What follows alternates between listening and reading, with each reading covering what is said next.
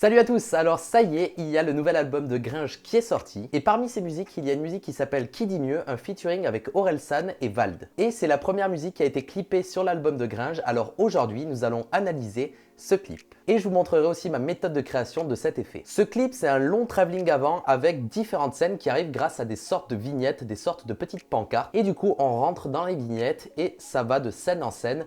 On voit qu'ils sont dans une espèce de studio. Donc maintenant, on va un petit peu décortiquer ensemble à droite à gauche pour avoir des informations sur comment c'est fait. La première chose que l'on remarque donc, c'est ces espèces de vignettes qui flottent dans les airs. Pour les intégrer, ils ont dû faire un tracking 3D de la caméra. Donc forcément, si la caméra bouge dans la profondeur, il va falloir donc recréer une caméra numériquement pour intégrer ces éléments, donc pour que ça bouge avec la caméra. Et comment on peut voir que ces espèces de pancartes sont traquées dans la vidéo? Eh bien, voici une petite astuce si tu veux démasquer un petit peu les choses mal faites. Quand tu vois un élément 3D, il faut que tu regardes son point de contact avec le sol. Et c'est là où tu vas voir qu'il y a un léger flottement, un léger glissement sur l'image. Donc si on regarde par exemple à ce moment-là, on voit que dans le coin, il y a une sorte de léger glissage. Donc voilà comment tu peux un petit peu démasquer les trackings mal faits, c'est en regardant leur point de contact sur le sol. Donc regarde un petit peu de mes effets spéciaux et tu vas voir, il y a des glissements. Ensuite, il y a des personnages qui passent devant ces cadres et pour réussir à faire le détourage de ces personnages, ils n'ont pas fait de rotoscopie, ils ont dû utiliser des fonds verts. Pourquoi je dis ça? Eh bien, si on regarde par exemple à ce moment-là, le joli visage d'Orelsan, désolé si tu me regardes, mais c'était le moment où c'était le plus flagrant. Si on regarde les cheveux, on voit qu'il y a de légers artefacts, des espèces de petits trucs, on remarque limite le vert sur ses cheveux. Et ça, c'est très commun quand on fait du fond vert. Dès qu'on commence à avoir de la fourrure ou des cheveux, c'est extrêmement taquin de faire un résultat très propre. Ensuite, dans ces vignettes, il y a des plans donc tournés en studio avec les chanteurs qui font leur bail. Et ensuite, ils ont tout simplement incrusté donc dans cette vignette. Et ils ont fait le travelling et ça continuait, c'était un mouvement perpétuel, c'est extrêmement bien fait. Donc voilà, c'était un petit peu l'analyse du clip, c'est assez rapide parce qu'au final c'est la même chose qui se répète. Donc c'est le même processus, c'est du tracking, du fond vert et de la prise studio. Donc maintenant je vais vous présenter ma version, comment je l'ai fait. Je me suis fait un petit peu plus chier parce que nous n'avons pas de studio photo, donc on a du tout recréé ça en post-production. Voici notre résultat final. People wanna talk that talk in reality. You have not seen me in action. You think the come up comes overnight. You ain't behind the scenes. Trust me, these things don't just happen. No shade to Gerald, but G's don't come easy when you tryna eat out producing and rapping. I read that contract you sent me to sign, but excuse me, I can't help myself. I'm just laughing. Hey, you try. Tout d'abord, nous avons tourné un plan dans mon garage avec un Ronin S pour avoir vraiment un plan très stabilisé. Ce plan, tout d'abord, nous l'avions pris avec mon pote qui est déjà dans le champ. Mais quand on est allé sur le PC et qu'on a commencé à bosser dessus, on s'est dit il va falloir le rotoscoper image par image, ça va être extrêmement long. Donc on a décidé de re-shooter cette scène avec lui sur fond vert. Donc la caméra ne bougeait pas, il était juste sous fond vert. Essaye de garder ton sérieux, mais c'est gros. Puis ensuite, j'ai pris un long travelling, mais sans lui. Comme ça, ensuite, sur ordinateur, j'ai enlevé le fond vert avec un plugin magique qui s'appelle Composite Brush. Et je vais te parler de ce plugin parce que je pense qu'il va révolutionner le keying sur After Effects. Qu'est-ce que c'est le keying? Ça va être le processus qui va nous permettre d'enlever le fond vert ou le fond bleu pour donc avoir la transparence derrière notre personnage et pouvoir l'incruster là où on veut. De base, sur After Effects, on utilise un truc qui s'appelle Keylight. C'est un plugin exprès pour enlever le fond vert. Mais ce plugin-là automatise encore plus le processus. Vraiment, il y a juste à cliquer sur les couleurs qu'on veut enlever. Et pour te donner un exemple, voici une présentation du plugin où la personne a un t-shirt bleu et le fond est bleu aussi. Et ça, normalement, quand tu fais du keying, c'est une tannée, c'est extrêmement complexe à faire. Mais lui, Composite Brush, arrive à faire la différence entre le bleu du fond et le bleu du t-shirt. Alors là, mais c'est dingue parce que franchement ça va sauver des plans fond vert, ça nous a sauvé nous aussi personnellement sur cet effet. Donc vraiment je te conseille d'aller voir ce plugin, il est en vente sur ascript.com, c'est là où j'achète tous mes scripts et plugins pour After Effects. Je te conseille d'aller voir ça, tu peux même l'essayer, il y a 15 jours gratuit, je crois un truc comme ça. On n'est pas sponsorisé par eux, vraiment, je parle en totale honnêteté.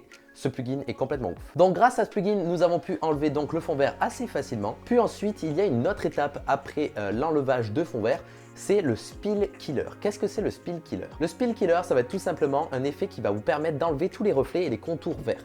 Parce que forcément, si notre personnage est devant un fond vert, il va y avoir des reflets verts un petit peu sur sa peau, sur son t-shirt, donc ça dépend quoi, il va y avoir du vert. Et le Spill Killer va tout simplement prendre ces tons verts et les désaturer ou même tu vas pouvoir changer sa couleur. Donc c'est ça le Spill Killer, c'est d'ailleurs dans After Effects de base, il y en a un très bon. Donc c'est une étape assez fondamentale parce que par exemple dans les cheveux c'est extrêmement compliqué comme je vous l'avais expliqué, il y a différentes opacités, différentes contrastes, donc ça laisse des petits artefacts verts. Et bien le Spill Killer va tout simplement enlever ces zones, comme ça vous allez avoir quelque chose de beaucoup plus parfait. Après cette étape, il y a l'étape du Edge Blur. Qu'est-ce que c'est l'Edge Blur? Eh bien, comme son nom l'indique, ça va faire du flou un petit peu sur les contours de votre personnage qui est détouré.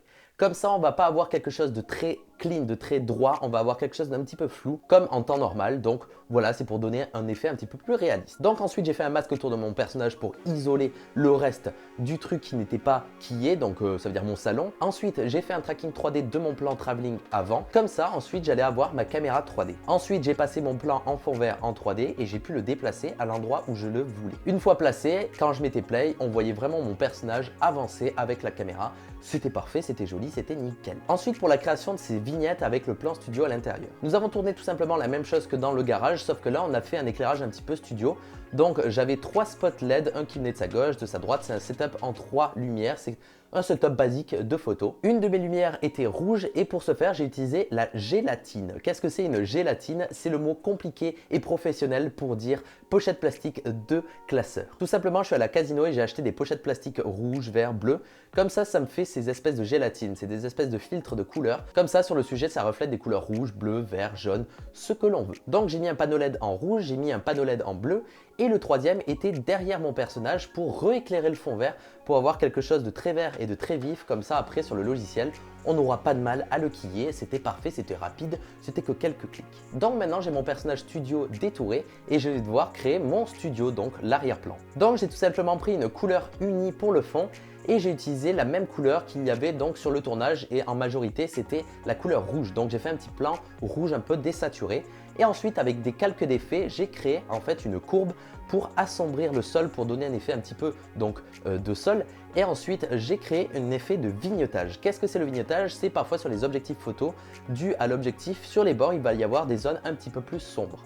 Et pourquoi j'ai fait ça? Eh bien tout simplement parce que ça va donner un petit peu de spatialisation à la scène. Ça veut dire qu'on va pouvoir un petit peu penser qu'il y a de l'espace, que ça va être très grand. Donc j'ai donné un effet de vignettage et ça donne tout de suite un effet un petit peu plus spatialisé. J'ai ensuite ajouté une texture un petit peu crade sur le fond. Donc pour ce faire, je suis allé sur le site Polygon qui vendent un petit peu des textures 3D, sauf que là moi je l'ai utilisé juste pour donner un effet un petit peu sale. Alors j'ai cherché une texture un petit peu de béton poli pour donner donc des impuretés, que ça fasse pas trop parfait. Ensuite j'ai pris ces éléments, je les ai passés en 3D et je les ai mis à des distances différentes pour avoir donc un parallaxe. Donc le parallaxe c'est quoi encore une fois? C'est quand on met par exemple nos deux mains face à face et qu'on met ça avec la tête, on va voir que la main de devant se déplace plus vite que celle de derrière. C'est logique, c'est parce que il y a plus de profondeur sur celle qui est derrière. Donc c'est ça l'effet parallaxe, tu l'as compris, c'est nickel. Donc ensuite pour masquer un petit peu ce qui dépasse, parce que forcément si on met un élément plus loin que l'autre, il va y avoir des éléments qui vont dépasser les autres, c'est logique. Donc pour ce faire, j'ai utilisé une technique qui s'appelle le Luma Matte. Encore une fois, c'est une technique qu'on utilise beaucoup dans les effets spéciaux. Et j'ai créé tout simplement une vignette qui sera à l'emplacement où il faut avoir la vignette. Et j'ai mis donc mes layers en mode Luma Matte. Ça allait apparaître que là où j'ai ma vignette de référence, comme ça au moins on efface tous les bords et on garde que ce que l'on veut. Voilà, ensuite maintenant tout se déplacer dans l'espace, c'était nickel, ça marche parfaitement bien, c'est ce que je voulais. Je ne pense pas que ma technique soit exactement la même que la leur, car nous n'avions pas de studio photo et donc on a dû tout recréer en post-production. Donc ça demandait un petit peu plus de travail, mais le résultat, je le trouve plutôt cool. Tu peux me dire ce que tu en penses dans les commentaires. On s'est grave amusé à faire Stéphane une après-midi, c'était vraiment très fun à réaliser. Si tu as d'autres analyses de clips que tu veux me faire parvenir, je t'invite à le mettre en commentaire. Comme ça, je vous expliquerai un petit peu comment ça marche. J'espère que cette vidéo t'aura plu, on se retrouve très prochainement pour une nouvelle vidéo. C'était Atom, ciao.